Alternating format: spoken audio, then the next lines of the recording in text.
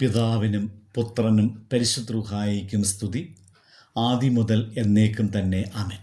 ഇന്ന് ഓഗസ്റ്റ് മാസം 21 വ്യാഴാഴ്ച.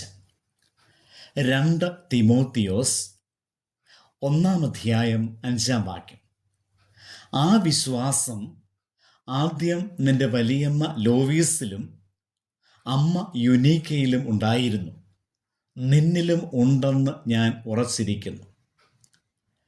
തലമുറകളിലേക്ക് പകരപ്പെടേണ്ട വിശ്വാസത്തെക്കുറിച്ച് പരിശുദ്ധ പൗലോസ്ലീഹായുടെ കാഴ്ചപ്പാടാണ് ഇവിടെ പരാമർശിക്കപ്പെടുന്നത്. പൗലോസ്ലീഹ തിമോത്തിയോസിന് ലേഖനം എഴുതുമ്പോൾ ഉള്ള ആമുഖമാണ് ഈ വാക്യം. താൻ ആരാധിക്കുന്ന ദൈവത്തിന് സ്തോത്രം കരേറ്റുന്ന പൗലോസിനെ ഇവിടെ രേഖപ്പെടുത്തിയിരിക്കുകയും സ്തോത്രം കരേറ്റുന്നതാകട്ടെ തിമോത്തിയോസിൻ്റെ വിശ്വാസം കണ്ടിട്ടും.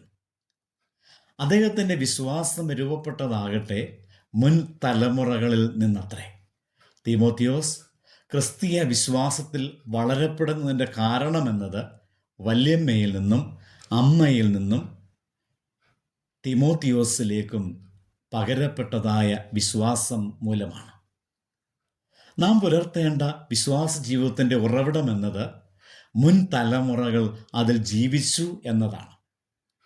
ദൈവത്തിൻ്റെ കൃപ ഒന്ന് മാത്രമാണ് അവരെ നിലനിർത്തിയത്.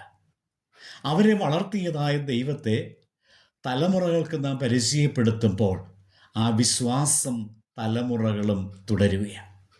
ഇത് ഇന്ന് നമുക്ക് നൽകുന്ന സന്ദേശം മുൻ തലമുറകളിൽ നിന്ന് കൈമാറിയ വിശ്വാസ അനുഭവത്തിൽ നിലനിൽക്കുവാൻ നമ്മുടെ തലമുറകളെയും പരിശീലിപ്പിക്കേണ്ടതുണ്ട് എന്നാണ്. മാതാപിതാക്കളുടെ ഉത്തരവാദിത്തമാണ് വിശ്വാസം കൈമാറുക എന്നത്. അതാകട്ടെ മാതാപിതാക്കളുടെ ജീവിത കേന്ദ്രമാക്കിയായിരിക്കണം. മാതാപിതാക്കളുടെ ജീവിത മാതൃക അത് തലമുറകൾക്കൊരു പാഠമാകണം. മാതാപിതാക്കളുടെ പ്രാർത്ഥനാ ജീവിതവും ദൈവാശ്രയവും ആത്മീയ അനുഭവവും കണ്ടു വളരുന്ന തലമുറ അത് തന്നെ തുടരും. മാതാപിതാക്കൾ മക്കൾക്ക് വിദ്യാഭ്യാസവും ധനവും മൂല്യങ്ങളും മാത്രമല്ല കൈമാറ്റം ചെയ്യേണ്ടത്, ഉത്തമ ജീവിത മാതൃകകളിലൂടെ വിശ്വാസ ജീവിതവും കൈമാറ്റം ചെയ്യേണ്ടതുണ്ട്. തലമുറകളെ വിശ്വാസ അനുഭവത്തിൽ പരിശീലിപ്പിക്കുവാൻ മാതാപിതാക്കളുടെ മാതൃകാപരമായ ജീവിതം ആധാരമായിരിക്കുന്നു എന്നതിനാൽ അതിന് തക്കതായ ജീവിതശൈലി പ്രാപിക്കാം. ദൈവം അനുഗ്രഹിക്കട്ടെ.